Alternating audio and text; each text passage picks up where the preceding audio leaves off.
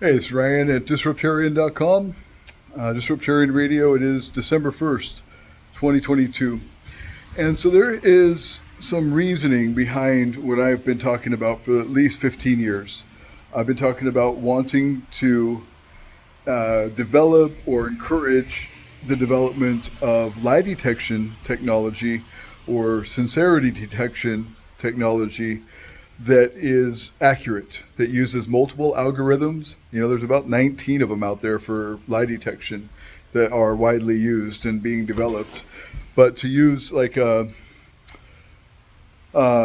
percentage of, average of all of the algorithms' results to come up with the best results for sincerity and truth. And it's something that I have noticed, especially with some females in my life. Others do it too, but if you listen to Jordan Peterson, and this is something that recently inspired me to talk about this again, but if you listen to Jordan Peterson, everybody knows Jordan Peterson. If you don't, look him up. Look up Jordan Peterson character destruction or character assassination, and you'll see why it is that instead of using violence, female aggression, comes out in different ways. Usually it's an emotional way, and usually it has to do with mental trickery or, in many cases, character assassination. So they'll use bits of truth, and they'll amplify that and rearrange the facts to then paint their victim out as a horrible person or as a untrustworthy person or as somebody who's done something majorly wrong. And, whether it be fake rape claims, this happens a lot. You can look up the statistics on that, but one New York City police investigation into false rape claims said that up to 90% were fake. So this was just one study in New York, but, it ranges from, 15% to 90%, depending on the district, the precinct, the area, how many of these claims are fake. And, it's because females aren't physically aggressive, typically. I mean, that's just not a typical trait. It does happen. There's rare instances that there are very aggressive females, but physically aggressive females, that is, like Ronda Rousey or Holly Holm. I mean, there is those two fighters that I respect very much who are female and are physically aggressive.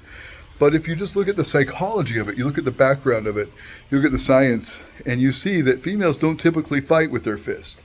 Someone pisses them off, especially a male, or a male in a relationship with them, for that matter, they will go to the depths of character assassination and make up all kinds of fake stuff. They'll use bits of truth and amplify it and exaggerate it and make it sound way worse than it is to harm somebody's character. So that's why I've always thought it would just be easier, instead of saying, well, all females are this, or some females are that, or some people are like this, or, maybe this and that, instead of just using societal examples to prove your point, when something like that happens to you or a friend of yours, it would be better just to have like something that the Star Trek guys had, like a little tricorder in your pocket.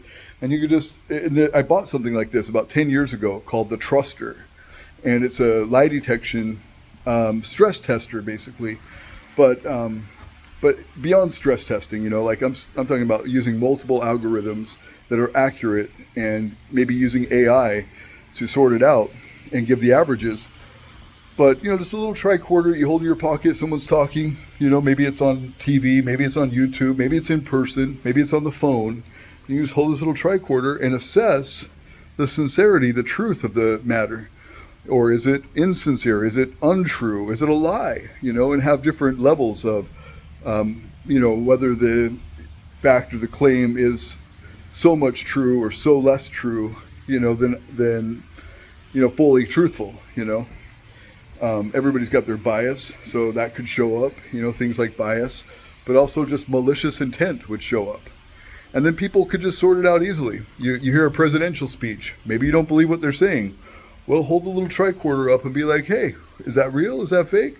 Are they making a real claim? Do they intend to keep these promises? Are they sincere? It would sort a whole lot of things out in society. There'd be a whole lot less lying, a whole lot less deception, whole lot less loss and pain and regret. I don't know. There's good and bad sides of it. There's also privacy issues. But I don't know. I just see more good than bad coming out of technology that can sort out truth from fiction or truth from malicious intent. Sincerity versus insincerity. That's just a thought I've had. And whoever develops that, say it's a consumerly based product, say it's made for the masses. I mean, who wouldn't want to know who's telling them the truth? I mean, everybody's going to buy this, right? If it's accurate, if it can be proven, if it can be tested and it can be replicated, if it's a true deal, it's a real deal. Somebody's going to be a bazillionaire. They're going to be richer than Elon Musk.